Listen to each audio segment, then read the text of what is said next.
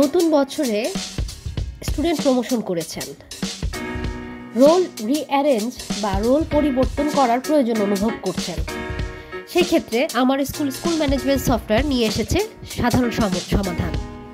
প্রথমত আপনি আমাদের মডিউল স্টুডেন্ট ইনফরমেশন যাবেন। স্টুডেন্ট ইনফরমেশন থেকে রোল রিঅ্যারেঞ্জ নামের যে অপশনটি ওখানে প্রেস করবেন। প্রেস করার পরে আপনাকে একটা ফিচারগুলো দেখাবে, তা হচ্ছে 2025 বা আপনার পছন্দ মতো ইয়ার সিলেক্ট করবেন।